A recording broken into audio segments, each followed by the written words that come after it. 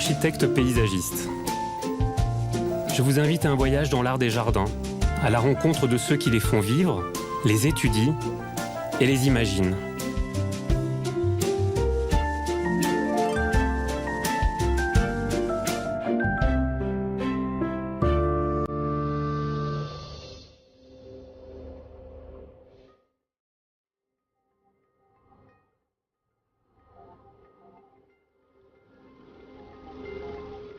Courance.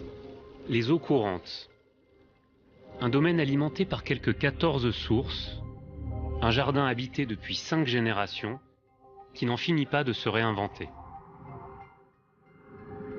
Ici, l'eau est omniprésente, dans les douves, les canaux, les fontaines. Elle structure le paysage, jamais stagnante, toujours vive.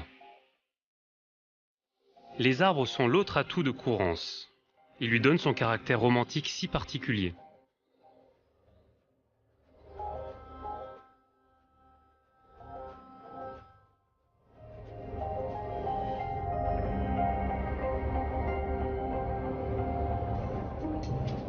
Le domaine s'étend sur 75 hectares de jardin et 500 hectares de terres agricoles. Au XVIe siècle, Côme Clos, le propriétaire, installe un système hydraulique innovant. Un siècle plus tard, Claude Gaillard acquiert la propriété et construit le château actuel. Monique Mosser, historienne de l'art, de l'architecture et des jardins, s'est particulièrement intéressée à l'histoire du domaine.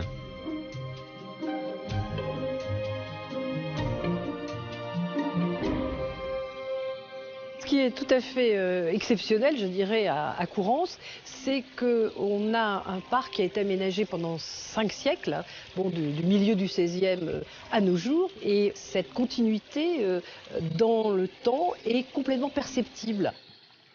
C'est comme s'il y avait une espèce de structure préétablie autour de l'eau, justement, qui est l'élément totalement structurant des grands axes, de toutes sortes de différentes parties du jardin.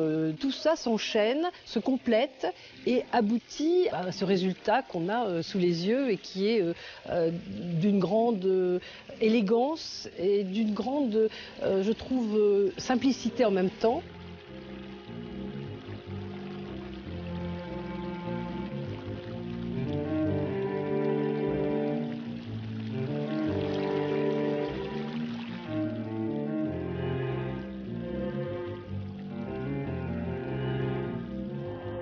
Le parc de Courance est arrosé par 14 sources. Elles alimentent la rivière l'École, qui traverse cette petite vallée. En 1558, le Grand Canal est creusé, puis la salle d'eau près de l'ancien château. En 1630, le château actuel est achevé, remplaçant l'ancien. Il est entouré de douves et de nouveaux bassins sont construits. En 1756, on lui adjoint une grande pièce d'eau longiligne dans laquelle se reflète le château. C'est le miroir de Courance.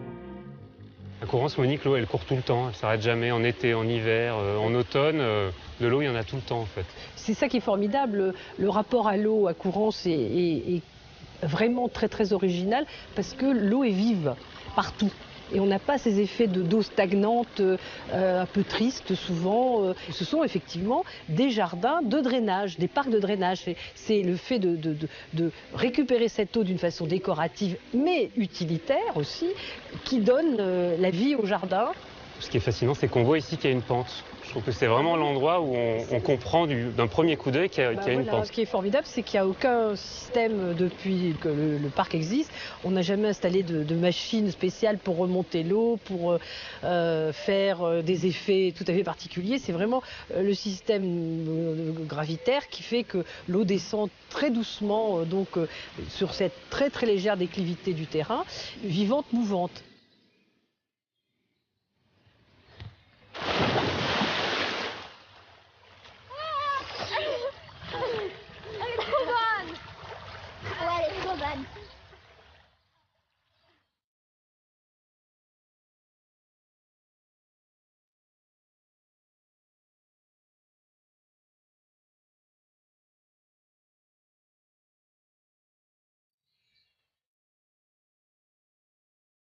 La famille de Gannet est l'actuel propriétaire du domaine. Un personnage a marqué sa transformation au sortir de la Seconde Guerre mondiale. Jean-Louis de Gannet, ingénieur agricole.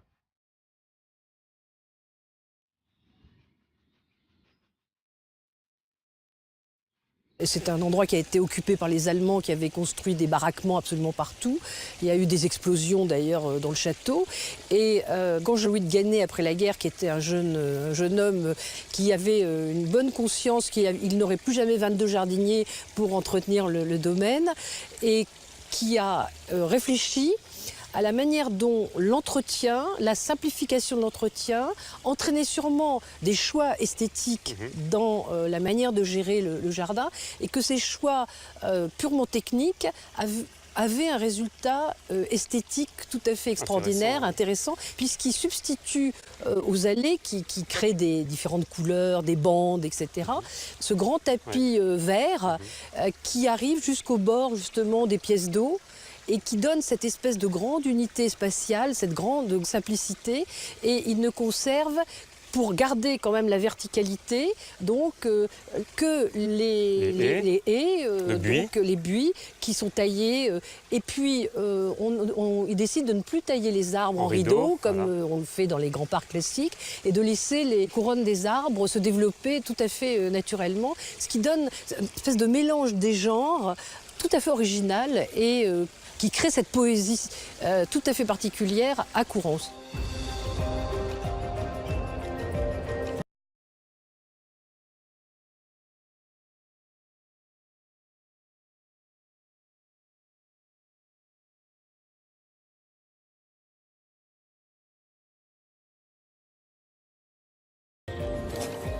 Depuis 32 ans, Manolo, chef de chantier du domaine, continue de réinventer ce jardin grâce au savoir-faire que lui a transmis Jean-Louis de Gannet.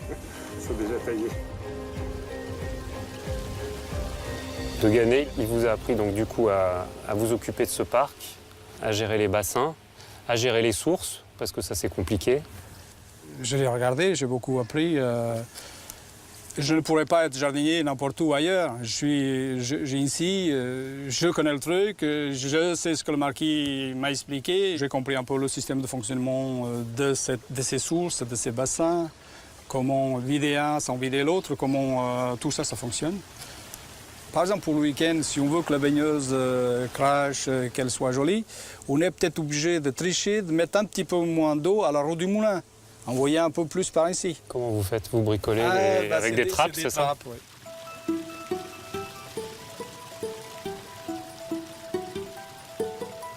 Tout à la fois jardinier, maçon, architecte du paysage, Manolo jongle entre le passé et le présent.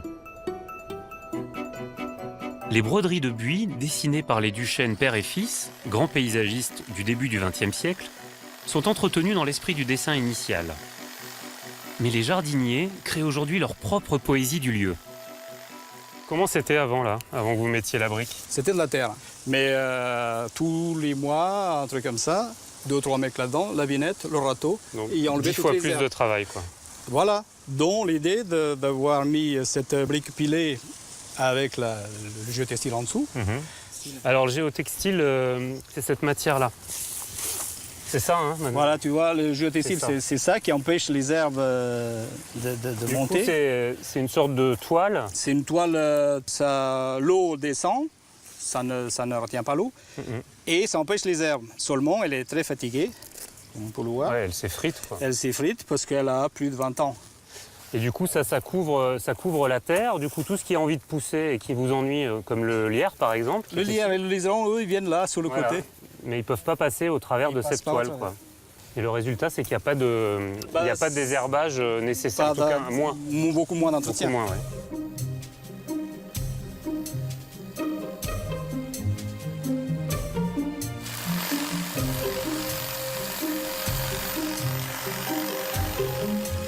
Mais les dessins à l'origine, ils ont changé parce qu'on voit des petits ronds maintenant. Ouais. À la base, ça n'existait pas. C'est des petites branches qui vont en s'élargissant. Les petits ronds il y a des pieds qui ont crevé. Ouais. Et nous, on a continué à tailler comme ça. Et du coup, ça n'a rien à voir avec le dessin. Vous avez fabriqué des formes, en fait. Bah oui. Du coup, vous avez pris des libertés, quoi. Voilà, c'est ça. Mais tout ça, ça communiquait. Et bah du coup, ça déforme. Ça n'a jamais été dessiné comme ça. Ça, c'est un pied qui a crevé, ça, c'est un pied qui a crevé, ça, c'est un pied qui a crevé. Du coup. Mais par contre, vu de haut, ça doit se voir, non? Oui. Je trouve que c'est presque plus rigolo quand vous vous laissez aller que quand c'est un peu strict. Mais c'est le contraire de l'idée qu'on se fait de la broderie de buis. On pense qu'on est contraint, que c'est compliqué, qu'il faut reprendre les formes à la perfection. Bah, et en fait, pas du tout. Pour le coup, non. Vous faites comme vous voulez. On fait ce qu'on veut, voilà. Quand c'est un truc bien droit, c'est un cauchemar. Bah là, non. Ouais. À chaque année, on modifie un peu le dessin sans que personne se rende compte. En fait. Tout le monde se fait avoir. Bah oui. Oui.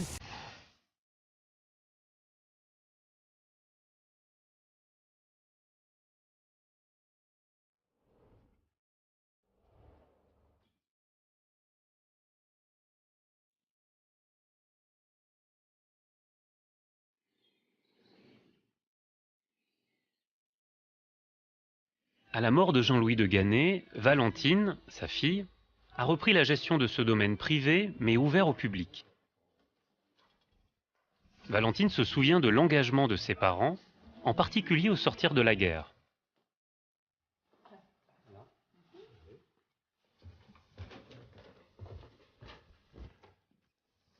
Alors, Jean-Louis de Gannet, par quoi il commence, en fait, quand il s'attaque au domaine après la guerre? Très tranquillement, très sereinement, mais de manière très pragmatique, il s'est employé à restaurer petit à petit, et quand je dis restaurer, le mot est à plusieurs sens, il a profité du fait qu'il y avait des réparations à faire pour changer les choses.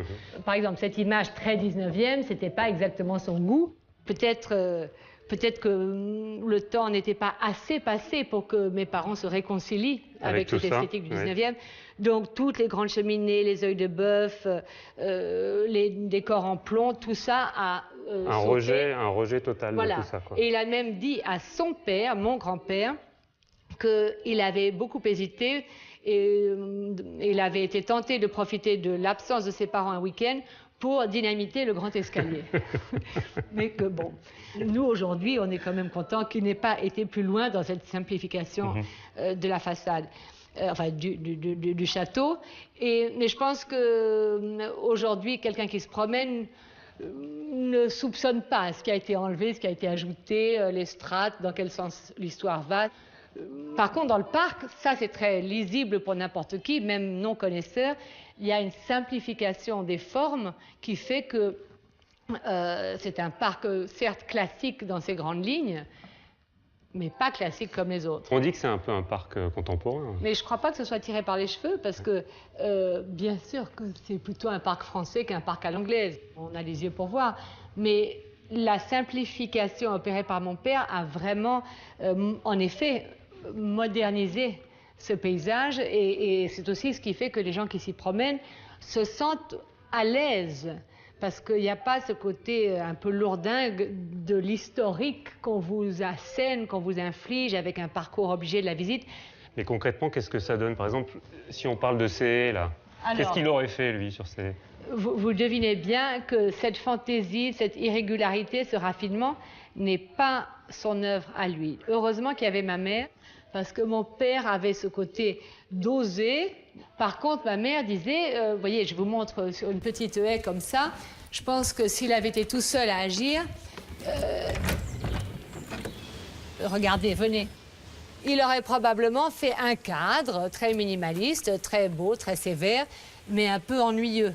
Et ma mère disait, il faut que la lumière joue, il faut que l'œil ne s'ennuie pas, il faut pas du chichi, pas du 19e, mais quand même douce et décrochée. Des petites différences de niveau, voilà, pour jouer avec la lumière. Pour accrocher la lumière, exactement. En fait. Et pareillement, si on se retourne maintenant de l'autre côté dans la cour, à l'intérieur de la cour, le long des balustrades, du côté de ma mère, il y a pas mal de jardiniers, Charles de Noailles, sa mère à elle, et qui trouvaient que les balustrades à Courance étaient très ennuyeuses, il y en avait trop. Du coup, elle a dit, profitons-en pour allez, faire on y va, on met des roses partout. Des rosiers lianes. Et je pense que le jeu comme ça de mes deux parents par rapport à Courrens a été très constant et très fin. Mais c'était ma mère qui disait que Courrens était la danseuse de mon père. Donc il fallait qu'elle fasse avec, plutôt qu'être jalouse de Courrens, sinon c'était Courrens qui gagnait. Je veux dire, il y a une force du lieu qui les a entraînés tous les deux.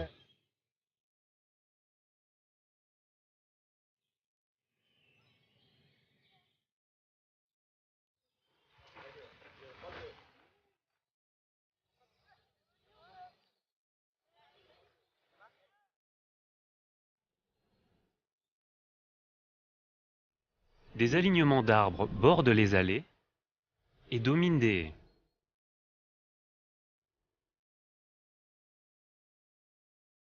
Ces percées à travers la forêt favorisent la captation de la lumière et donnent toute sa poésie et son caractère à la fois monumental et minimaliste au jardin.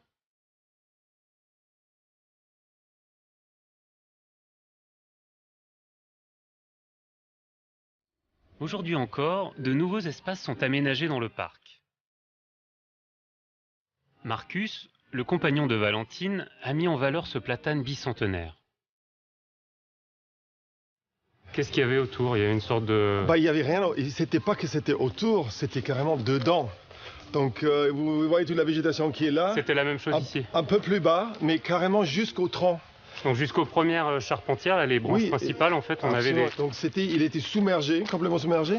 Déjà, pour se développer comme ça, il ne faut pas avoir de compétition. Il fallait qu'il soit tout seul, c'est ce qu'on appelle un arbre isolé. Exactement. Bah oui, parce qu'il a de la place tout autour de lui. Du coup, il a un houppier qui est extrêmement étendu, en fait. Exactement. Il a fait exactement ce qu'il voulait pendant 230, 240 ans. Personne ne l'a embêté. Là, il y a cette branche incroyable. Bah oui, là, on voit une qui démarre. Oh là là, elle lui rentre dedans, là. Et qui re-rentre dans l'arbre plus haut. Incroyable. Il fait complètement partie des surprises du parc. C'est-à-dire que le parc, il y a des grandes structures, et puis tout d'un coup, il y a des petites choses cachées, des petites fontaines par-ci par-là. Puis tout d'un coup, on a aussi cet arbre-là qui participe complètement à l'histoire du parcours, quoi. Tout à fait. Ne pas être juste à l'extérieur dans les grands axes en train de regarder les volumes, mais pouvoir rentrer dans les volumes. Là, vous avez choisi finalement quelque chose qui était peut-être un peu hasardeux, je ne sais pas comment... Je crois que c'est lui qui nous a choisis. Oui, c'est ça.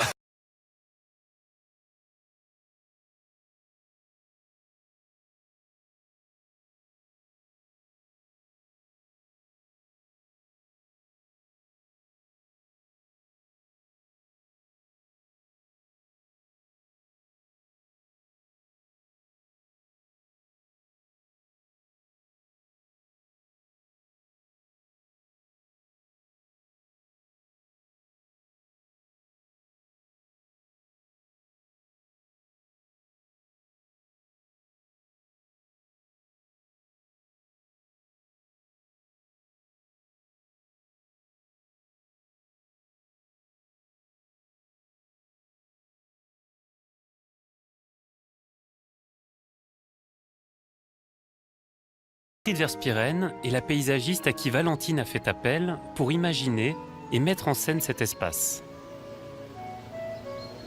Il y avait une sensualité déjà dans ce lieu. Jean-Philippe, tu me demandais si j'avais eu peur d'intervenir tellement le lieu est beau, j'allais dire, enfin est beau, est déjà présent. Et intimidant et présent. Dans ton dos, quoi. J'allais dire que non, parce que justement, alors par rapport à l'histoire, enfin à l'historique, plutôt non, parce qu'on est vraiment hors, vous avez compris, on est hors. C'est un lieu qui n'était pas montré. On était derrière les haies, donc j'aurais été très intimidée d'intervenir face à face au miroir. Au milieu du miroir. Là, il suffisait de mettre en valeur ce fil d'eau. Ce que l'on a visé, c'est très joli comme notion, c'est un jardin qui se naturalise. Ouais. Ce qui est exactement. Un peu une hypocrisie, voilà. Parce que ça ne marche jamais. Mais l'idée, c'est quand même de voir ce qui va se plaire. Et si ils sont heureux, ils n'ont plus besoin de nous. Et l'idée, pour l'instant, pour moi, c'est encore un peu trop jardiné, un peu trop contrôlé. Moi, je souhaiterais que la forêt arrive jusqu'à eux. Et pas qu'on ait une impression un peu bagatelle, jardin du 19e, trop contrôlé. Il n'y a pas de liant. Il n'y a pas de lisière, en fait. L'idée, c'est la lisière. Ouais. Et alors là, je pense que la lisière, c'est un bon endroit pour en parler, parce que la lisière, c'est vraiment ce contact entre l'espace ouvert et la forêt. Et on pense que dans les idées reçues, on imagine qu'il y a la forêt, les espaces ouverts. En fait, il une grande épaisseur entre les Bien deux, sûr. où il se passe plein de choses en Bien fait. sûr. Et là, c'est ce que vous avez travaillé, Oui. mine de rien. Oui. Le long de cette promenade, à la lisière du bois, une collection de fougères est plantée. Un tapis de vivaces et de couvre-sol aux fleurs blanches contribue à la luminosité du sous-bois. Courance, c'est un jardin de verre. C'est la gamme des verts, Courance. C'est extraordinaire, un jardin uniquement de verre, parce que les verts, c'est une palette qui est inouïe. D'ailleurs, je me suis fait la réflexion, toi, tu me portes du bleu, mais je dois avouer que tes deux bleus sont parfaitement raccords. Ah, c'est Mais gentil. pourquoi les bleus? Je trouve que c'est très compliqué de mettre côte à côte des bleus, tu vois, deux bleus Ouais, différents. c'est vrai. Alors que les verts se mélangent, par exemple, oui, non mais tout, je veux dire, tous les verts se mélangent Il fonctionne tout de suite très bien. Ouais, je suis et les d'accord. bleus, c'est très compliqué. Oui. Un vert met en valeur un autre vert. Là, on voit les fougères, la flaque de fougères. Il y a du jaune dans les fougères. On les voit là. Ouais. C'est très lumineux, les fougères là-bas, contrairement aux fougères côté haut qui sont beaucoup plus sombres. Ouais. Du coup, on a les verts, Les verts. on a de l'eau. En fait, on est complètement dans l'esprit de ce qui s'est déjà fait à Courance, quoi. Oui, c'est quand même le derrière la haie. C'est derrière Les la coulisses, haie, quoi. c'est les coulisses. On sait que les haies, dans les jardins, sont derrière les haies. Il se passe beaucoup de choses. On s'autorise certaines choses.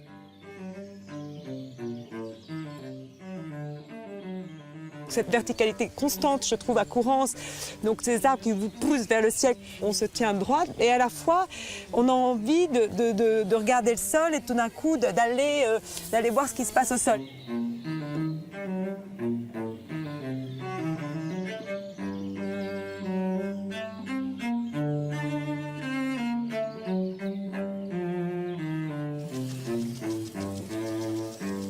Les colonnes ont été installées dans le sous-bois à la fin du XIXe siècle par l'architecte Hippolyte Détailleur, comme autant de fausses ruines antiques. C'est un jardin en évolution permanente. C'est comme ça que les jardins en général prennent aussi une certaine patine, force. Et Valentine a entouré la colonne d'un grillage qu'on aperçoit à peine. Et j'imagine que le lierre va grimper. grimper. Et d'ailleurs, je regardais, je trouvais que les couleurs des colonnes, par moment, on ne savait plus trop, quoi. Si Les on n'avait troncs. pas le sommet, Oui, je suis on ne sait d'accord. plus trop si c'est des Des troncs troncs d'arbres ou ou des- Ça pourrait être des troncs de hêtres, hein, Bien par sûr, exemple. très Parce que la clair, couleur gris. des hêtres, c'est ça. Hein. T'as raison.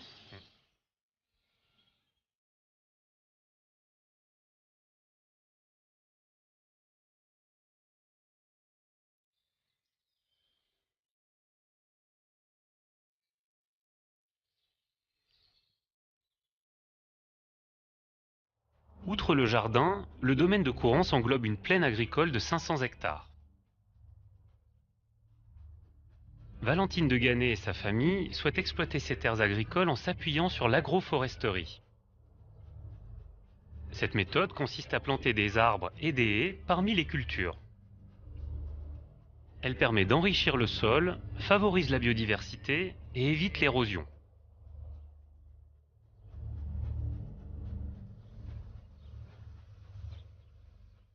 Sous la dénomination d'agriculture de conservation, l'agroforesterie augmente la fertilité de la terre sans engrais chimiques. Valentine, ça c'est une histoire de continuité. La plaine, le domaine en général, finalement au fil de l'histoire, les choses bougent, quoi. À Oui. Courance. C'était, je crois, Lampedusa qui disait pour que rien ne change, tout doit changer. Je déforme le guépard, mais c'est quelque chose dans cet esprit. Et pour pouvoir honorer toutes les promesses de ce territoire, je crois qu'il faut vraiment repenser les pratiques qui aujourd'hui s'avèrent ne plus fonctionner. Il m'a semblé, avec quelques cousins, puisqu'on est 10 cousins propriétaires, qu'il pouvait s'agir de répondre à un défi un peu historique finalement sur ce vaste territoire et si près de Paris. Et l'idée, ce serait de pratiquer une autre agriculture, pour l'instant l'agriculture de conservation, et je dirais le bras armé de l'agriculture de conservation, c'est l'agroforesterie, c'est le geste le plus profond et le plus structurant pour ressusciter les sols, pour redonner de la vie dans ces parcelles, et pour arriver, quand ce sera le moment, à une agriculture biologique rentable.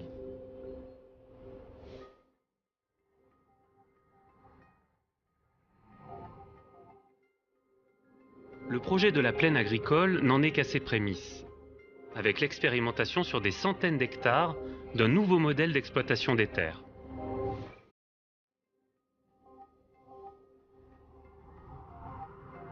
Alors que de nombreux jardins restent figés dans leur image du passé, le domaine de Courrance, vivant, habité, ouvert sur la modernité, ne cesse de se réinventer.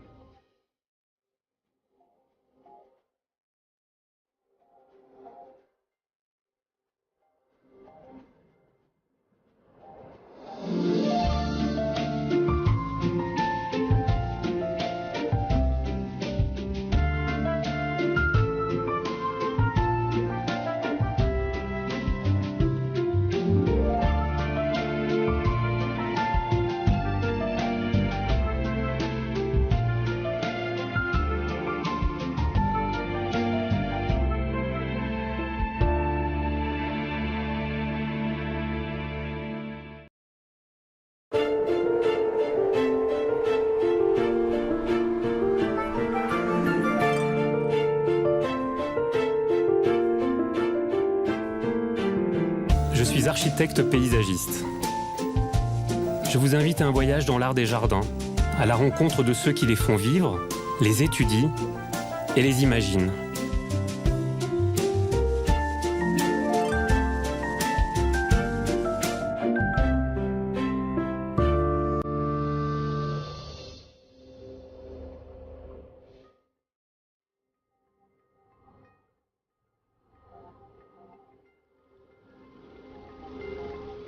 Courrance, les eaux courantes. Un domaine alimenté par quelques 14 sources, un jardin habité depuis 5 générations, qui n'en finit pas de se réinventer. Ici, l'eau est omniprésente, dans les douves, les canaux, les fontaines. Elle structure le paysage, jamais stagnante, toujours vive. Les arbres sont l'autre atout de Courrance. Il lui donne son caractère romantique si particulier.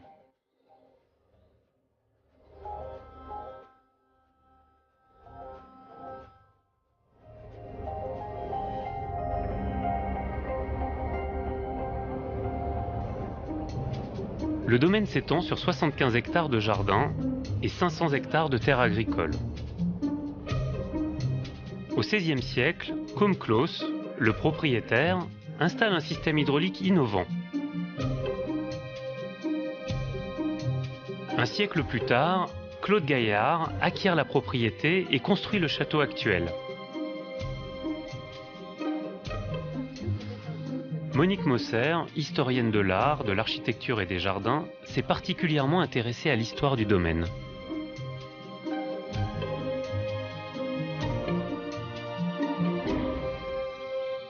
Ce qui est tout à fait exceptionnel, je dirais, à Courrance, c'est qu'on a un parc qui a été aménagé pendant 5 siècles, bon, du milieu du XVIe à nos jours, et cette continuité dans le temps est complètement perceptible. C'est comme s'il y avait une espèce de structure préétablie autour de l'eau, justement, qui est l'élément totalement structurant des grands axes, de toutes sortes de différentes parties du jardin. Tout ça s'enchaîne, se complète et aboutit à ce résultat qu'on a sous les yeux et qui est d'une grande élégance et d'une grande, je trouve, simplicité en même temps.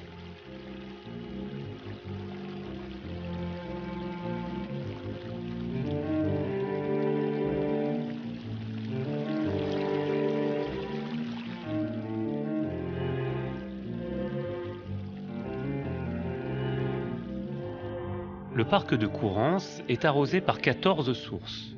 Elles alimentent la rivière l'École, qui traverse cette petite vallée. En 1558, le Grand Canal est creusé, puis la salle d'eau près de l'ancien château. En 1630, le château actuel est achevé, remplaçant l'ancien. Il est entouré de douves et de nouveaux bassins sont construits. En 1756, on lui adjoint une grande pièce d'eau longiligne dans laquelle se reflète le château. C'est le miroir de Courrance. À Courrance, Monique, l'eau, elle court tout le temps, elle ne s'arrête jamais, en été, en hiver, en automne. De l'eau, il y en a tout le temps, en fait. C'est ça qui est formidable. Le rapport à l'eau à Courrance est vraiment très, très original parce que l'eau est vive partout. Et on n'a pas ces effets d'eau stagnante, un peu triste souvent. Ce sont effectivement des jardins de drainage, des parcs de drainage. C'est le fait de récupérer cette eau d'une façon décorative, mais utilitaire aussi, qui donne la vie au jardin. Ce qui est fascinant, c'est qu'on voit ici qu'il y a une pente. Je trouve que c'est vraiment l'endroit où on comprend dans quel sens l'histoire va. Par contre, dans le parc, ça c'est très lisible pour n'importe qui, même non connaisseur. Il y a une simplification des formes qui fait que c'est un parc certes classique dans ses grandes lignes, mais pas classique comme les autres. On dit que c'est un peu un parc contemporain. Mais je ne crois pas que ce soit tiré par les cheveux, parce que bien sûr que c'est plutôt un parc français qu'un parc à l'anglaise. On a les yeux pour voir. Mais la simplification opérée par mon père a vraiment, en effet, modernisé ce paysage. Et c'est aussi ce qui fait que les gens qui s'y promènent se sentent à l'aise. Parce qu'il n'y a pas ce côté un peu lourdingue de l'historique qu'on vous assène, qu'on vous inflige avec un parcours obligé de la visite. Mais concrètement, qu'est-ce que ça donne? Par exemple, si on parle de C, là, qu'est-ce qu'il aurait fait, lui, sur C? Vous devinez bien que cette fantaisie, cette irrégularité, ce raffinement n'est pas son œuvre à lui. Heureusement qu'il y avait ma mère, parce que mon père avait ce côté d'oser. Par contre, ma mère disait, vous voyez, je vous montre sur une petite haie comme ça, je pense que s'il avait été tout seul à agir, regardez, venez, il aurait probablement fait un cadre très minimaliste, très beau, très sévère, mais un peu ennuyeux. Et ma mère disait, il faut que la lumière joue, il faut que l'œil ne s'ennuie pas, il faut pas du chichi, pas du 19e, mais quand même douce et décrochée. Des petites différences de niveau, voilà, pour jouer avec pour la accrocher lumière. la lumière. Exactement. En fait. Et pareillement, si on se retourne maintenant de l'autre côté dans la cour, à l'intérieur de la cour, le long des balustrades, du côté de ma mère, il y a pas mal de jardiniers, Charles de Noailles, sa mère à elle, et qui trouvaient que les balustrades à Courance étaient très ennuyeuses, il y en avait trop. Du coup, elle a dit, profitons-en pour allez, faire on y ça. va, on met des roses partout. Des rosiers lianes. Et je pense que le jeu comme ça de mes deux parents par rapport à Courance a été très constant et très fin. Mais c'était ma mère qui disait que Courance était la danseuse de mon père. Donc il fallait qu'elle fasse avec, plutôt qu'être jalouse de Courance, sinon c'était Courance qui gagnait. Je veux dire, il y a une force du lieu qui les a entraînés tous les deux.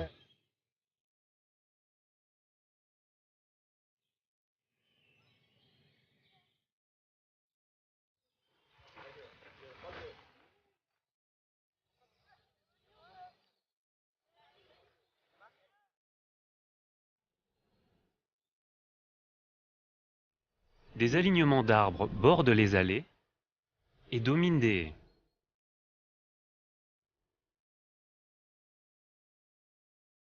Ces percées à travers la forêt favorisent la captation de la lumière et donnent toute sa poésie et son caractère à la fois monumental et minimaliste au jardin.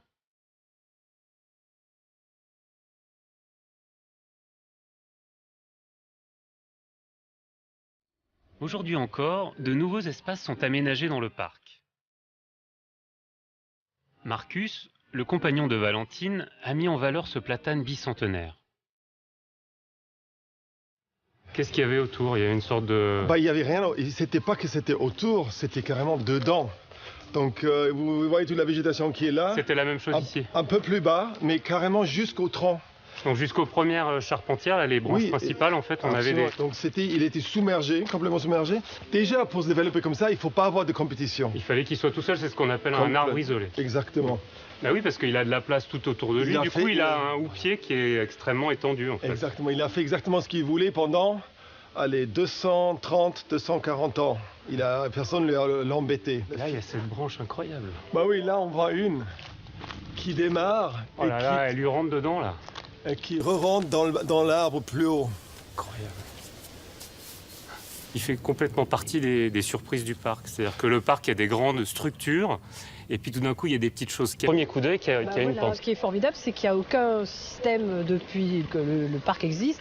On n'a jamais installé de machines spéciales pour remonter l'eau, pour faire des effets tout à fait particuliers. C'est vraiment le système gravitaire qui fait que l'eau descend très doucement sur cette très très légère déclivité du terrain, vivante, mouvante.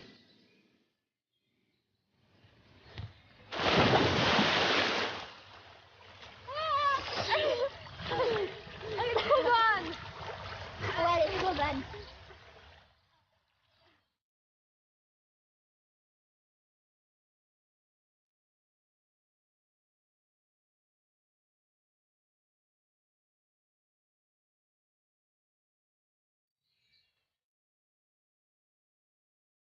La famille de Gannet est l'actuel propriétaire du domaine. Un personnage a marqué sa transformation au sortir de la Seconde Guerre mondiale. Jean-Louis de Gannet, ingénieur agricole.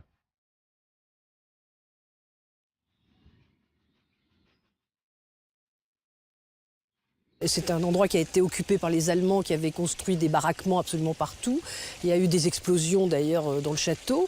Et quand Jean-Louis de Gannet, après la guerre, qui était un jeune homme qui avait une bonne conscience, il n'aurait plus jamais 22 jardiniers pour entretenir le domaine, et qui a réfléchi à la manière dont l'entretien, la simplification de l'entretien, entraînait sûrement des choix esthétiques dans la manière de gérer le jardin, et que ces choix purement techniques avaient un résultat esthétique tout à fait extraordinaire, intéressant, puisqu'il substitue aux allées qui créent des différentes couleurs, des bandes, etc., ce grand tapis vert qui arrive jusqu'au bord justement des pièces d'eau, et qui donne cette espèce de grande unité spatiale, cette grande simplicité, et il ne conserve, pour garder quand même la verticalité, donc que les haies, donc les buis qui sont taillés, et puis il décide de ne plus tailler les arbres en rideau, comme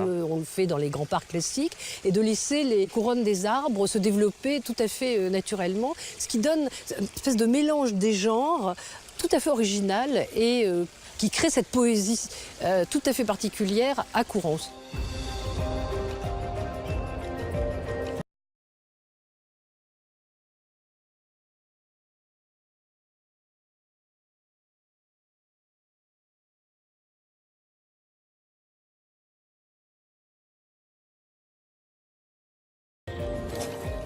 Depuis 32 ans, Manolo, chef de chantier du domaine, continue de réinventer ce jardin grâce au savoir-faire que lui a transmis Jean-Louis de Gannet.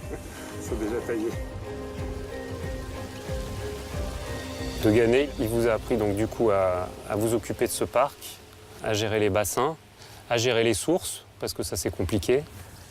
Je l'ai regardé, j'ai beaucoup appris. Je ne pourrais pas être jardinier n'importe où ailleurs. J'ai ici, je connais le truc, je sais ce que le marquis m'a expliqué. J'ai compris un peu le système de fonctionnement de ces sources, de ces bassins, comment vider un sans vider l'autre, comment tout ça fonctionne.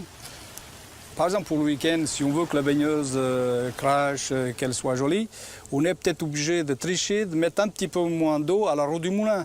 Envoyer un peu plus par ici. Comment vous faites? Vous bricolez avec des trappes, c'est ça? Oui.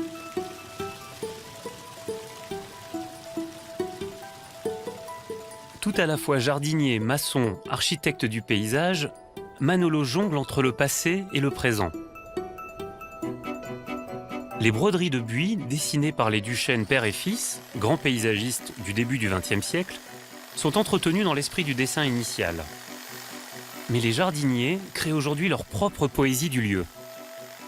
Cacher des petites fontaines par-ci par-là. Tout d'un coup, on a aussi cet arbre-là qui participe complètement à l'histoire du parcours, quoi. Tout à fait. Ne pas être juste à l'extérieur dans les grands axes en train de regarder les volumes, mais pouvoir rentrer dans les volumes. Là, vous avez choisi finalement quelque chose qui était peut-être un peu hasardeux, je ne sais pas comment. Je crois que c'est lui qui nous a choisis. Oui, c'est ça.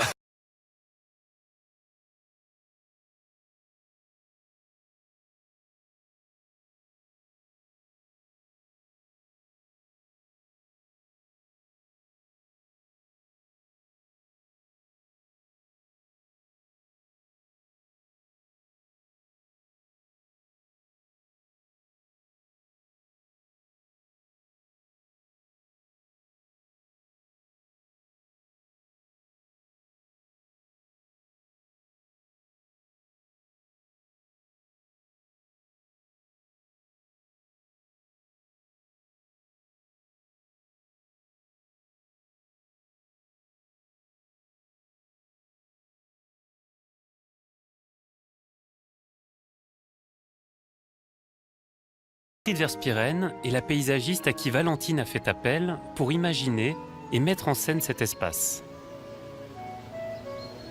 Il y avait une sensualité déjà dans ce lieu. Jean-Philippe, tu me demandais si j'avais eu peur d'intervenir tellement le lieu est beau, j'allais dire, enfin est beau, est déjà présent, et intimidant et présent. Siècles dans ton dos, quoi. J'allais dire que non, parce que justement, alors par rapport à l'histoire, enfin à l'historique plutôt, non, parce qu'on est vraiment hors, vous avez compris, on est hors, c'est un lieu qui n'était pas montré. On était derrière les, donc j'aurais été très intimidée d'intervenir face à face au miroir. Au milieu du miroir. Là, il suffisait de mettre en valeur ce fil d'eau. Ce que l'on a visé, c'est très joli comme notion, c'est un jardin qui se naturalise. Ouais. Ce qui est Exactement. un peu une hypocrisie, voilà. parce que ça ne marche jamais. Mais l'idée, c'est quand même de voir ce qui va se plaire. Et si ils sont heureux, ils n'ont plus besoin de nous. Et l'idée, pour l'instant, pour moi, c'est encore un peu trop jardiné, un peu trop contrôlé. Moi, je souhaiterais que la forêt arrive jusqu'à eux et pas qu'on ait une impression un peu bagatelle, jardin du 19e, trop contrôlé. Il n'y a pas de liant. Il n'y a pas de lisière, en fait. L'idée, c'est la lisière. Ouais. Et alors là, je pense que la lisière, c'est un bon endroit pour en parler parce que la lisière, c'est vraiment ce contact entre l'espace ouvert et la forêt. Et on pense que dans les idées reçues, on imagine qu'il y a la forêt, les espaces ouverts. En fait, il y a une grande épaisseur entre les deux où il se passe plein de choses. En fait. Sûr. Et là, c'est ce que vous avez travaillé, mine de rien. Oui. Le long de cette promenade, à la lisière du bois, une collection de fougères est plantée. Un tapis de vivaces et de couvre-sol aux fleurs blanches contribue à la luminosité du sous-bois. Courance, c'est un jardin de verre. C'est la gamme des verts, Courance. C'est extraordinaire, un jardin uniquement de verre, parce que les verts, c'est une palette qui est inouïe. D'ailleurs, je me suis fait la réflexion, toi, tu me portes du bleu, mais je dois avouer que tes deux bleus sont parfaitement raccords. Ah, c'est mais gentil. Pourquoi les bleus? Je trouve que c'est très compliqué de mettre côte à côte des bleus, tu vois, deux bleus différents. C'est vrai. Alors que les verts se mélangent, par exemple, je veux dire, tous les verts se mélangent. Il fonctionne tout de suite très bien. Ouais, et les bleus, c'est très compliqué. Oui. Un vert met en valeur un autre vert. Là, on voit les fougères, la flaque de fougères. Il y a du jaune dans les fougères. On les voit là. C'est très lumineux, les fougères là-bas. Contrairement aux fougères côté haut qui sont beaucoup plus sombres. Ouais. Du coup, on a les verts. On a de l'eau. En fait, on est complètement dans l'esprit de ce qui s'est déjà fait à Courance, quoi. Oui, c'est quand même le derrière la haie. C'est derrière la haie. C'est les coulisses. On sait que les haies dans les jardins sont derrière les haies. Il se passe beaucoup de choses. On s'autorise certaines choses.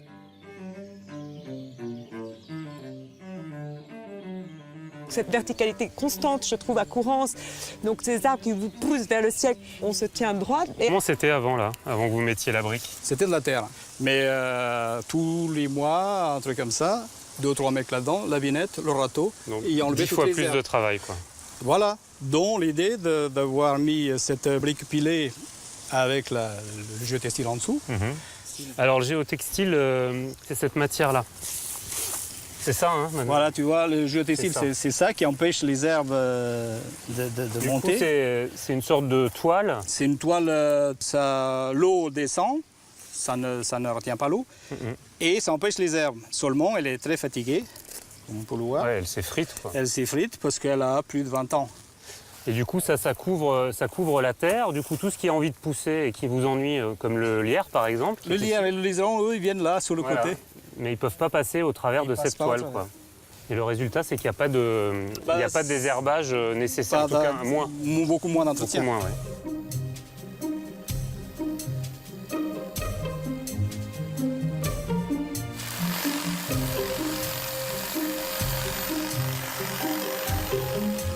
Mais les dessins à l'origine, ils ont changé parce qu'on voit des petits ronds maintenant. Ouais. À la base, ça n'existait pas. C'est des petites branches qui vont en s'élargissant. Les petits ronds, il y a des pieds qui ont crevé. Ouais. Et nous, on a continué à tailler comme ça. Et du coup, ça n'a rien à voir avec le dessin. Vous avez fabriqué des formes, en fait. Bah oui. Du coup, vous avez pris des libertés, quoi. Voilà, c'est ça. Mais tout ça, ça communiquait. Et bah du coup, ça déforme. Ça n'a jamais été dessiné comme ça. Ça, c'est un pied qui a crevé, ça, c'est un pied qui a crevé, ça, c'est un pied qui a crevé. Du coup. Mais par contre, vue de haut, ça doit se voir, non? Oui. Je trouve que c'est presque plus rigolo quand vous vous laissez aller. que quand c'est un peu strict. Mais c'est le contraire de l'idée qu'on se fait de la broderie de buis. On pense qu'on est contraint, que c'est compliqué, qu'il faut reprendre les formes à la perfection. Bah, Et en là, fait, pas du tout. Pour le coup, non. Vous faites comme vous voulez. On fait ce qu'on veut, voilà. Quand c'est un truc bien droit, bien, on est... C'est un cauchemar. Bah là, non. Ouais. À chaque année, on modifie un peu le dessin sans que personne se rende compte. En fait. Tout le monde se fait avoir. Bah oui. Oui.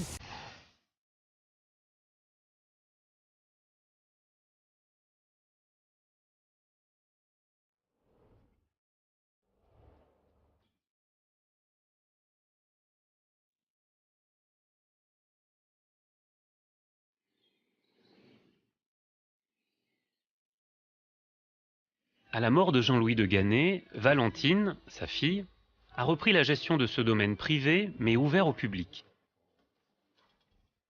Valentine se souvient de l'engagement de ses parents, en particulier au sortir de la guerre.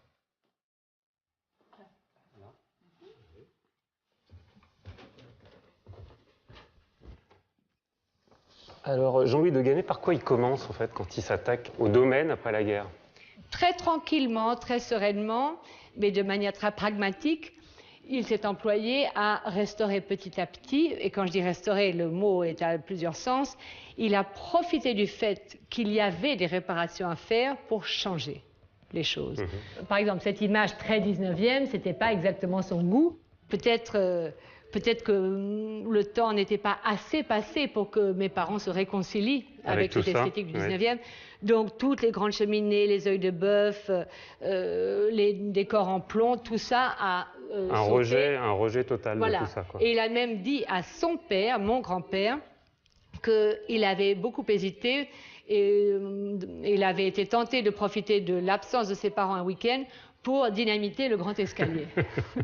Mais que bon, nous aujourd'hui, on est quand même content qu'il n'ait pas été plus loin dans cette simplification de la façade, enfin du château. Mais je pense qu'aujourd'hui, quelqu'un qui se promène ne soupçonne pas ce qui a été enlevé, ce qui a été ajouté, les strates.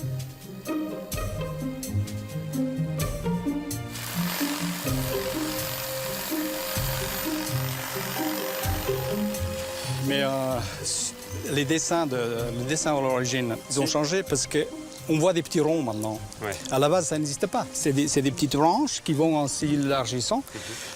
Les petits ronds, il y a des pieds qui ont crevé. Ouais. Et nous, on a continué à tailler comme ça. Et du coup, ça n'a rien à voir avec le dessin. Vous avez fabriqué des formes, en fait. Bah oui. Du coup, vous avez pris des libertés. Quoi. Voilà, c'est ça. Mais tout ça, ça communiquait. Et bah du coup, ça déforme. Ça n'a jamais été dessiné comme ça. Ça, c'est un pied qui a crevé, ça, c'est un pied qui a crevé, ça, c'est un pied qui a crevé. Du coup. Mais par contre, vu de haut, ça doit se voir, non? Oui. Je trouve que c'est presque plus rigolo quand vous laissez aller que quand c'est un peu strict. Mais c'est le contraire de l'idée qu'on se fait de la broderie de buis. On pense qu'on est contraint, que c'est compliqué, qu'il faut reprendre les formes à la perfection. Bah, et en fait, pas du tout. Pour le coup, non. Vous faites comme vous voulez. On fait ce qu'on veut, voilà. Quand c'est un truc bien droit, bien, on est... C'est un cauchemar. Bah là, non. Ouais. À chaque année, on modifie un peu le dessin sans que personne se rende compte. En fait. Tout le monde se fait avoir. Bah oui. Oui.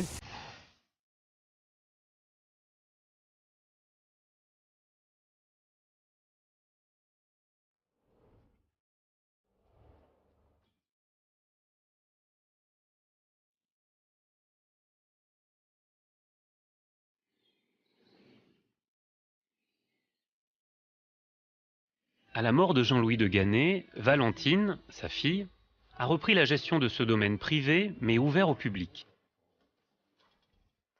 Valentine se souvient de l'engagement de ses parents, en particulier au sortir de la guerre.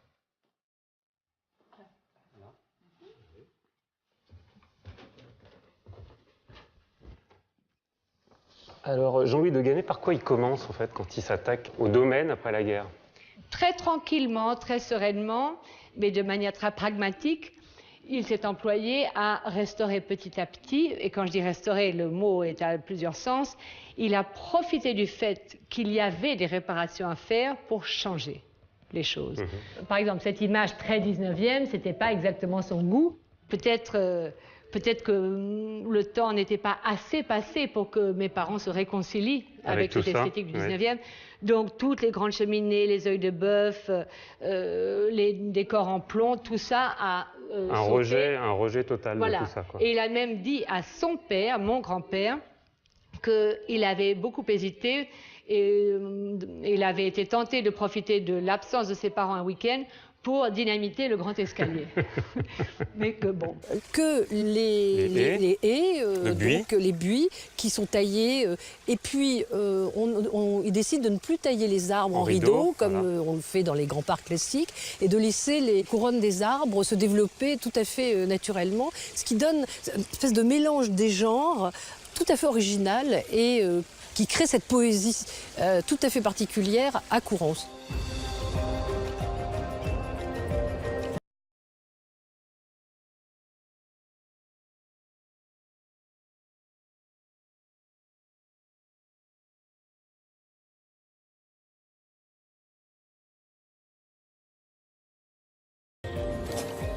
Depuis 32 ans, Manolo, chef de chantier du domaine, continue de réinventer ce jardin grâce au savoir-faire que lui a transmis Jean-Louis de Ganay.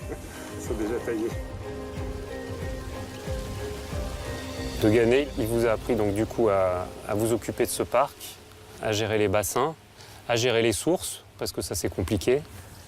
Je l'ai regardé, j'ai beaucoup appris. Je ne pourrais pas être jardinier n'importe où ailleurs. Ici, je connais le truc, je sais ce que le marquis m'a expliqué. J'ai compris un peu le système de fonctionnement de ces sources, de ces bassins, comment vider un sans vider l'autre, comment tout ça fonctionne. Par exemple, pour le week-end, si on veut que la baigneuse crache, qu'elle soit jolie, on est peut-être obligé de tricher, de mettre un petit peu moins d'eau à la roue du moulin. Envoyer un peu plus par ici. Comment vous faites? Vous bricolez avec des trappes, c'est ça? Oui.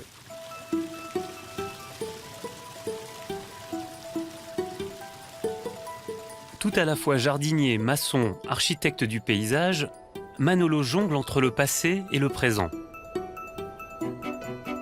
Les broderies de buis, dessinées par les Duchesne père et fils, grands paysagistes du début du XXe siècle, sont entretenues dans l'esprit du dessin initial. Mais les jardiniers créent aujourd'hui leur propre poésie du lieu. Comment c'était avant que vous mettiez la brique? C'était de la terre. Mais tous les mois, un truc comme ça, 2 ou 3 mecs là-dedans, la vinette, le râteau, donc, et enlever 10 fois toutes les plus herbes. de travail, quoi. Voilà, dont l'idée d'avoir mis cette brique pilée avec le géotextile en dessous. Alors le géotextile, c'est cette matière-là. C'est ça, hein, Manu? Voilà, tu vois, le géotextile, c'est ça qui empêche les herbes de monter. C'est une sorte de toile. C'est une toile, l'eau descend, ça ne retient pas l'eau, et ça empêche les herbes. Seulement, elle est très fatiguée, comme on peut le voir. Ouais, elle s'effrite, quoi. Elle s'effrite parce qu'elle a plus de 20 ans. Et du coup, ça couvre la terre. Du coup, tout ce qui a envie de pousser et qui vous ennuie, comme le lierre, par exemple. Le lierre et le liseron, eux, ils viennent là, sur le côté. Mais ils ne peuvent pas passer au travers de cette toile, quoi.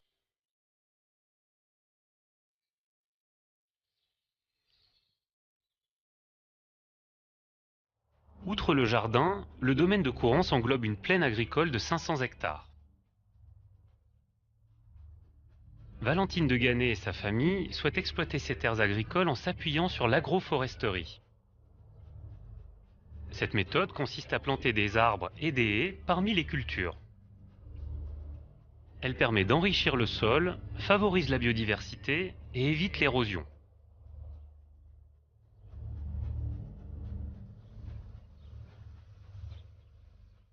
Sous la dénomination d'agriculture de conservation, l'agroforesterie augmente la fertilité de la terre sans engrais chimiques. Valentine, ça c'est une histoire de continuité. La plaine, le domaine en général, finalement au fil de l'histoire, les choses bougent, quoi. Oui, c'était, je crois, Lampedusa qui disait « pour que rien ne change, tout doit changer ». Je déforme le guépard, mais c'est quelque chose dans cet esprit. Et pour pouvoir honorer toutes les promesses de ce territoire, je crois qu'il faut vraiment repenser les pratiques qui aujourd'hui s'avèrent ne plus fonctionner. Il m'a semblé, avec quelques cousins, puisqu'on est 10 cousins propriétaires, qu'il pouvait s'agir de répondre à un défi un peu historique finalement sur ce vaste territoire et si près de Paris. Et l'idée, ce serait de pratiquer une autre agriculture, pour l'instant l'agriculture de conservation, et je dirais le bras armé de l'agriculture de conservation, c'est l'agroforesterie, c'est le geste le plus profond et le plus structurant pour ressusciter les sols, pour redonner de la vie dans ces parcelles, et pour arriver, quand ce sera le moment, à une agriculture biologique rentable.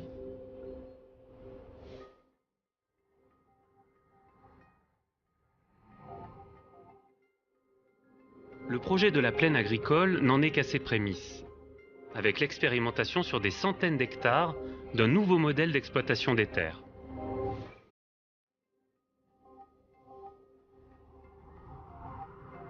Alors que de nombreux jardins restent figés dans leur image du passé, le domaine de Courrance, vivant, habité, ouvert sur la modernité, ne cesse de se réinventer.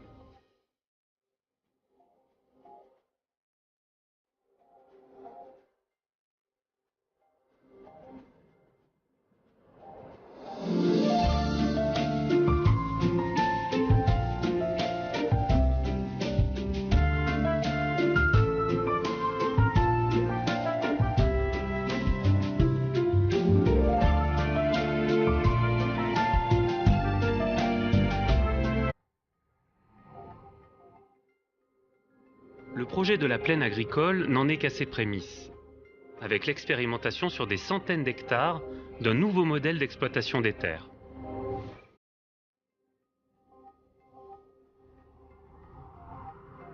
Alors que de nombreux jardins restent figés dans leur image du passé, le domaine de Courrance, vivant, habité, ouvert sur la modernité, ne cesse de se réinventer.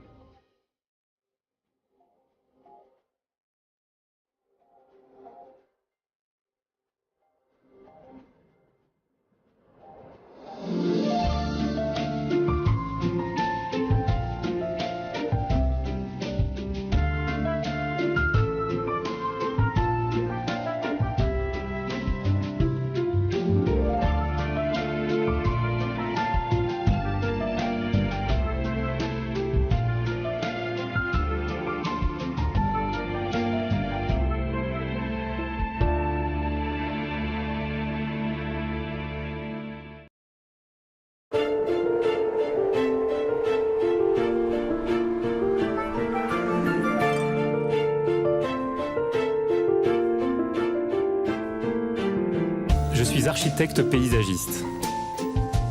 Je vous invite à un voyage dans l'art des jardins, à la rencontre de ceux qui les font vivre, les étudient et les imaginent.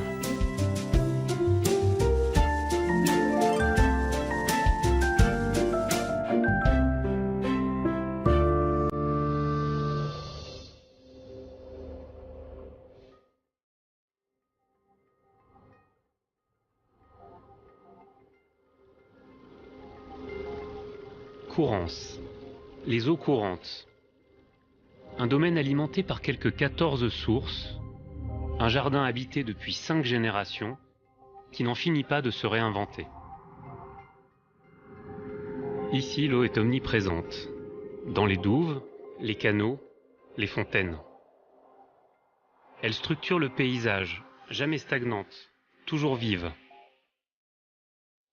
Les arbres sont l'autre atout de Courrance. Il lui donne son caractère romantique si particulier.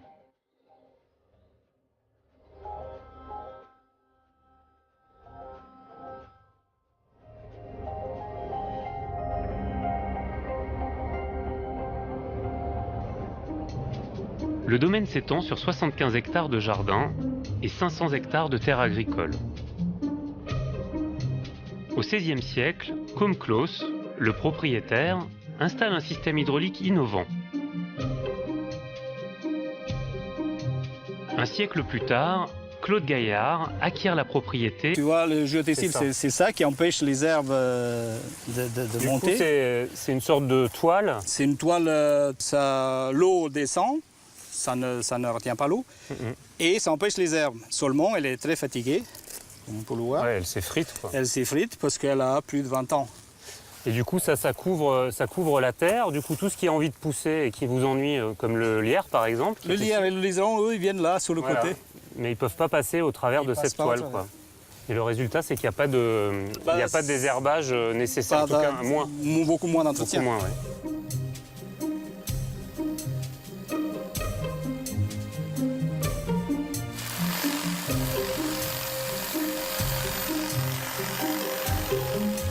Mais les dessins à l'origine, ils ont changé parce qu'on voit des petits ronds maintenant. Ouais. À la base, ça n'existait pas. C'est des petites branches qui vont en s'élargissant. Les petits ronds, il y a des pieds qui ont crevé. Ouais. Et nous, on a continué à tailler comme ça. Et du coup, ça n'a rien à voir avec le dessin. Vous avez fabriqué des formes, en fait. Bah oui. Du coup, vous avez pris des libertés, quoi. Voilà, c'est ça. Mais tout ça, ça communiquait. Et ben du coup, ça déforme. Ça n'a jamais été dessiné comme ça. Ça, c'est un pied qui a crevé, ça, c'est un pied qui a crevé, ça, c'est un pied qui a crevé. Du coup. Mais par contre, vu de haut, ça doit se voir, non? Oui. Je trouve que c'est presque plus rigolo quand vous vous laissez aller que quand c'est un peu strict. Mais c'est le contraire de l'idée qu'on se fait de la broderie de buis. On pense qu'on est contraint, que c'est compliqué, qu'il faut reprendre les formes à la perfection. Bah, et en là, fait, pas du tout. Pour le coup, non. Vous faites comme vous voulez. On fait ce qu'on veut, voilà. Quand c'est un truc bien droit, bien... C'est un cauchemar. Bah là, non. Ouais. À chaque année, on modifie un peu le dessin sans que personne ne se rende compte. En fait. Tout le monde se fait avoir. Bah oui. Oui.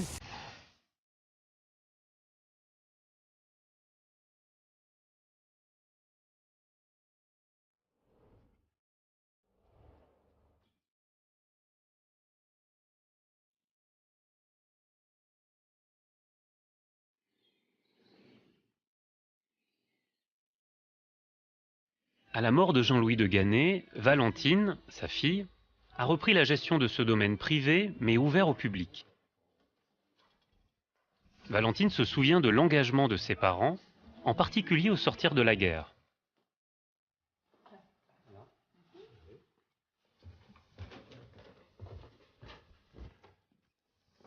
Alors, Jean-Louis de Ganay, par quoi il commence, en fait, quand il s'attaque au domaine après la guerre?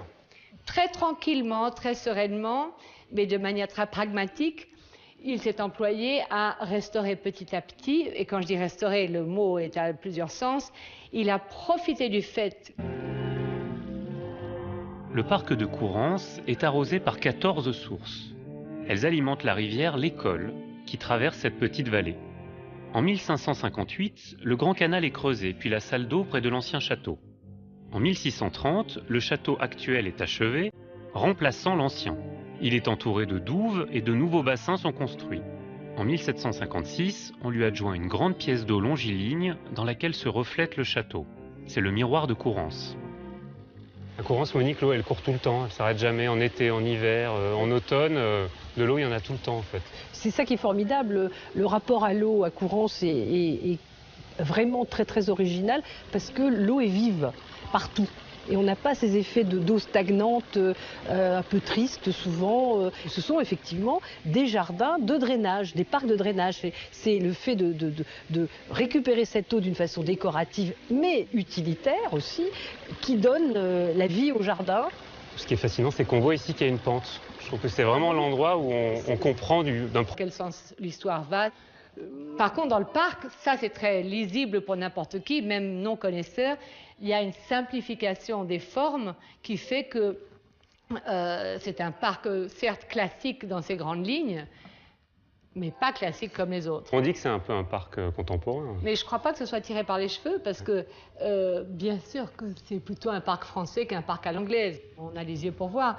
Mais la simplification opérée par mon père a vraiment, en effet, modernisé ce paysage. Et c'est aussi ce qui fait que les gens qui s'y promènent se sentent à l'aise. Parce qu'il n'y a pas ce côté un peu lourdingue de l'historique qu'on vous assène, qu'on vous inflige avec un parcours obligé de la visite. Mais concrètement, qu'est-ce que ça donne? Par exemple, si on parle de C, là, qu'est-ce qu'il aurait fait, lui, sur C? Vous devinez bien que cette fantaisie, cette irrégularité, ce raffinement n'est pas son œuvre à lui. Heureusement qu'il y avait ma mère, parce que mon père avait ce côté d'oser. Par contre, ma mère disait, voyez, je vous montre sur une petite haie comme ça, Je pense que s'il avait été tout seul à agir, regardez, venez.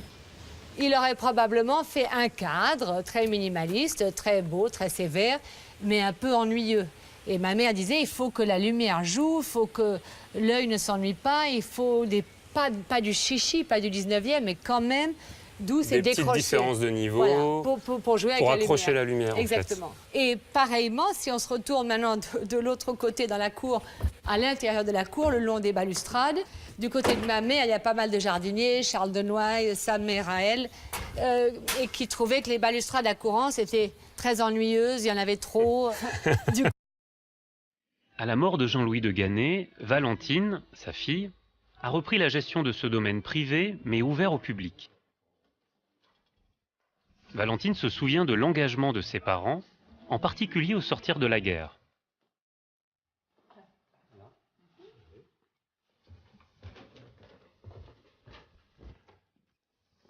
Alors, Jean-Louis de Ganay, par quoi il commence, en fait, quand il s'attaque au domaine après la guerre? Très tranquillement, très sereinement, mais de manière très pragmatique, il s'est employé à restaurer petit à petit. Et quand je dis restaurer, le mot est à plusieurs sens. Il a profité du fait qu'il y avait des réparations à faire pour changer les choses. Par exemple, cette image très 19e, ce n'était pas exactement son goût.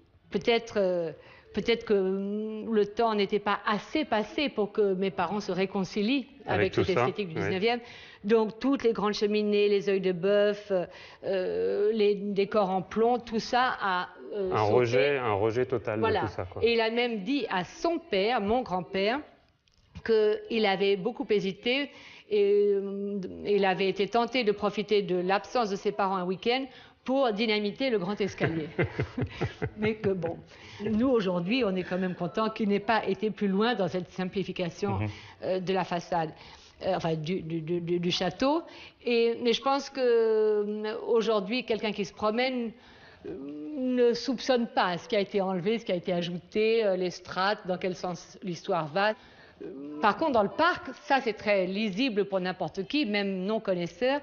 Il y a une simplification des formes qui fait que c'est un parc certes classique dans ses grandes lignes, mais pas classique comme les autres. On dit que c'est un peu un parc contemporain. Mais je ne crois pas que ce soit tiré par les cheveux, parce que bien sûr que c'est plutôt un parc français qu'un parc à l'anglaise. On a les yeux pour voir, mais la simplification opérée par mon père a vraiment, en effet, modernisé ce paysage, et c'est aussi ce qui fait que les gens qui s'y promènent se sentent à l'aise, parce qu'il n'y a pas ce côté un peu lourdingue de l'historique qu'on vous assène, qu'on vous inflige avec un parcours obligé de la visite. Mais concrètement, qu'est-ce que ça donne? Par exemple, si on parle de Céé, là, qu'est-ce qu'il aurait fait, lui, sur Céé? Vous devinez bien que cette fantaisie, cette irrégularité, ce raffinement n'est pas son œuvre à lui. Heureusement qu'il y avait ma mère, parce que mon père avait ce côté d'oser. Par contre, ma mère disait, vous voyez, je vous montre sur une petite haie comme ça, je pense que s'il avait été tout seul à agir, regardez, venez. Il aurait probablement fait un cadre très minimaliste, très beau, très sévère, mais un peu ennuyeux. Et ma mère disait...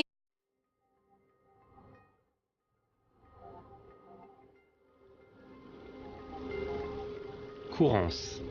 Les eaux courantes. Un domaine alimenté par quelques 14 sources, un jardin habité depuis 5 générations, qui n'en finit pas de se réinventer. Ici, l'eau est omniprésente, dans les douves, les canaux, les fontaines. Elle structure le paysage, jamais stagnante, toujours vive. Les arbres sont l'autre atout de Courance. Ils lui donnent son caractère romantique si particulier.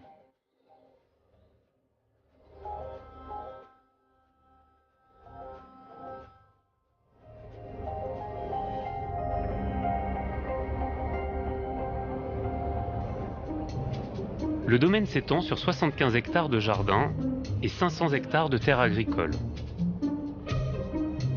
Au XVIe siècle, Côme Clos, le propriétaire, installe un système hydraulique innovant. Un siècle plus tard, Claude Gaillard acquiert la propriété et construit le château actuel. Monique Mosser, historienne de l'art, de l'architecture et des jardins, s'est particulièrement intéressée à l'histoire du domaine.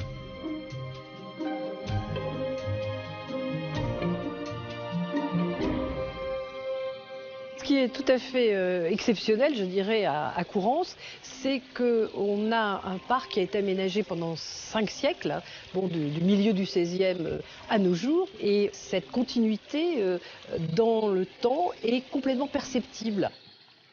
C'est comme s'il y avait une espèce de structure préétablie autour de l'eau, justement, qui est l'élément totalement structurant des grands axes, de toutes sortes de différentes parties du jardin.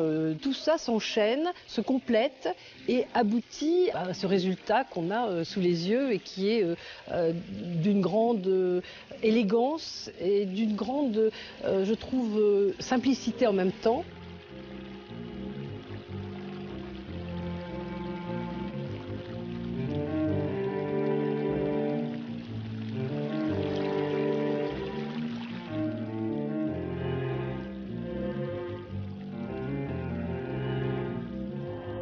Le parc de Courrens est arrosé par 14 sources.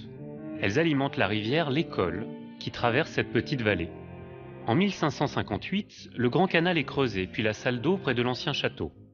En 1630, le château actuel est achevé, remplaçant l'ancien. Il est entouré de douves et de nouveaux bassins sont construits. En 1756, on lui adjoint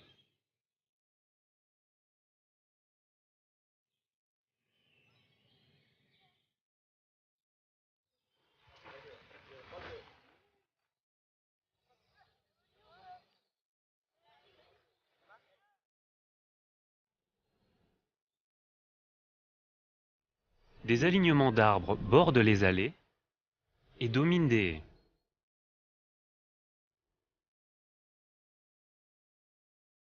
Ces percées à travers la forêt favorisent la captation de la lumière et donnent toute sa poésie et son caractère à la fois monumental et minimaliste au jardin.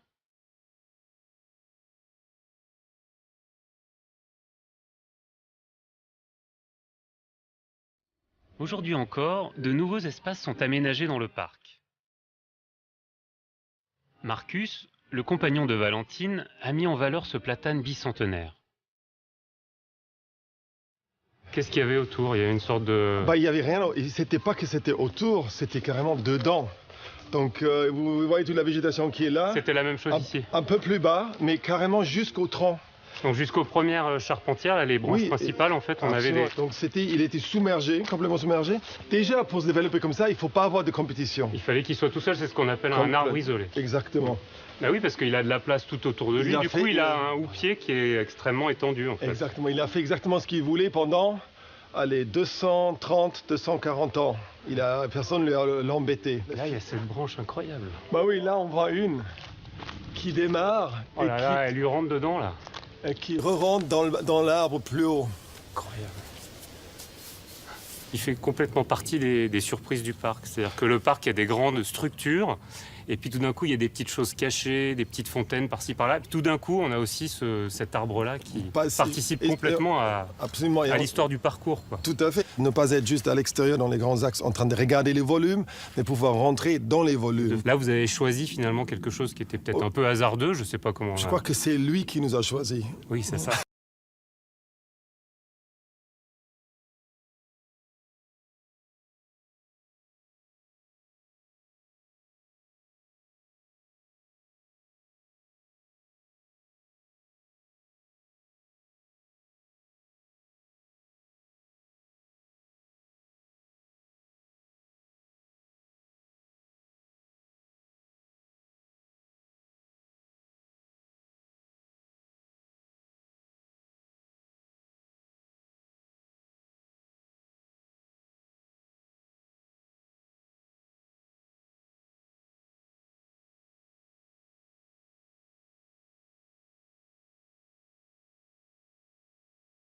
Assez passé pour que mes parents se réconcilient avec cette esthétique du 19e.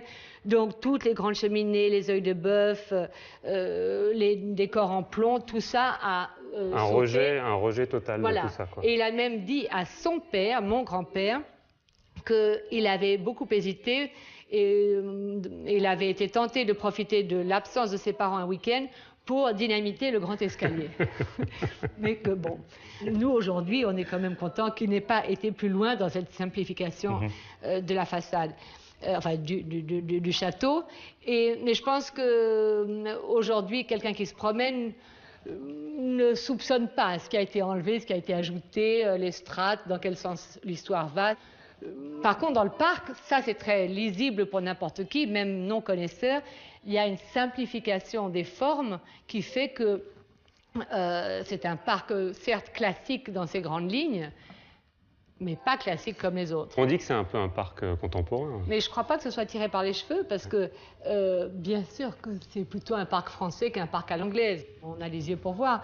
Mais la simplification opérée par mon père a vraiment, en effet, modernisé ce paysage. Et c'est aussi ce qui fait que les gens qui s'y promènent se sentent à l'aise. Parce qu'il n'y a pas ce côté un peu lourdingue de l'historique qu'on vous assène, qu'on vous inflige avec un parcours obligé de la visite. Mais concrètement, qu'est-ce que ça donne? Par exemple, si on parle de ces là, qu'est-ce qu'il aurait fait, lui, sur ces... Vous devinez bien que cette fantaisie, cette irrégularité, ce raffinement n'est pas son œuvre à lui. Heureusement qu'il y avait ma mère, parce que mon père avait ce côté d'oser. Par contre, ma mère disait, vous voyez, je vous montre sur une petite haie comme ça, je pense que s'il avait été tout seul à agir, regardez, venez, il aurait probablement fait un cadre très minimaliste, très beau, très sévère, mais un peu ennuyeux. Et ma mère disait, il faut que la lumière joue, il faut que l'œil ne s'ennuie pas, il faut pas du chichi, pas du 19e, mais quand même douce et décrochée. Des petites différences de niveau, voilà, pour jouer avec pour accrocher la lumière. Exactement. En fait. Et pareillement, si on se retourne maintenant de l'autre côté dans la cour, à l'intérieur de la cour, le long des balustrades, du côté de ma mère, il y a pas mal de jardiniers, Charles de Noailles, sa mère à elle, et qui trouvaient que les balustrades à Courance étaient très ennuyeuses, il y en avait trop. Du coup, elle a dit, profitons-en pour allez, faire on y ça. va, on met des roses partout. Des rosiers lianes. Et je pense que le jeu comme ça de mes deux parents par rapport à Courance a été très constant et très fin.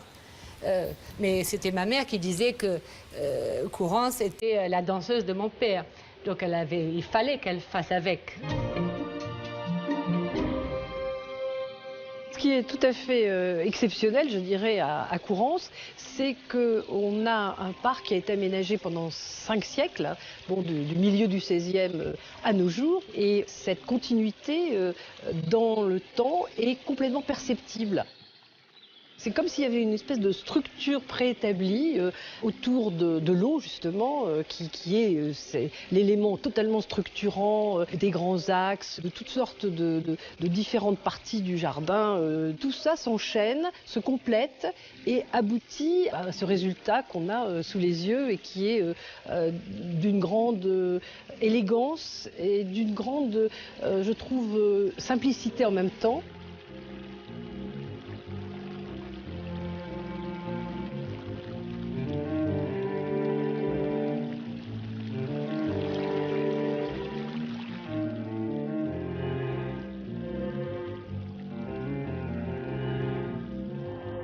Le parc de Courance est arrosé par 14 sources. Elles alimentent la rivière l'École, qui traverse cette petite vallée. En 1558, le Grand Canal est creusé, puis la salle d'eau près de l'ancien château. En 1630, le château actuel est achevé, remplaçant l'ancien. Il est entouré de douves et de nouveaux bassins sont construits. En 1756, on lui adjoint une grande pièce d'eau longiligne dans laquelle se reflète le château. C'est le miroir de Courance. À Courance, Monique, l'eau, elle court tout le temps. Elle ne s'arrête jamais en été, en hiver, en automne. De l'eau, il y en a tout le temps, en fait. C'est ça qui est formidable. Le rapport à l'eau à Courance est vraiment très, très original parce que l'eau est vive partout. Et on n'a pas ces effets d'eau stagnante, un peu triste souvent. Ce sont effectivement des jardins de drainage, des parcs de drainage. C'est le fait de récupérer cette eau d'une façon décorative, mais utilitaire aussi, qui donne la vie au jardin. Ce qui est fascinant, c'est qu'on voit ici qu'il y a une pente. Je trouve que c'est vraiment l'endroit où on comprend dans quel sens l'histoire va. Par contre, dans le parc, ça c'est très lisible pour n'importe qui, même non connaisseur. Il y a une simplification des formes qui fait que c'est un parc certes classique dans ses grandes lignes, mais pas classique comme les autres. On dit que c'est un peu un parc contemporain. Mais je ne crois pas que ce soit tiré par les cheveux, parce que bien sûr que c'est plutôt un parc français qu'un parc à l'anglaise. On a les yeux pour voir. Mais la simplification opérée par mon père a vraiment, en effet, modernisé ce paysage. Et c'est aussi ce qui fait que les gens qui s'y promènent se sentent à l'aise. Parce qu'il n'y a pas ce côté un peu lourdingue de l'historique qu'on vous assène, qu'on vous inflige avec un parcours obligé de la visite. Mais concrètement,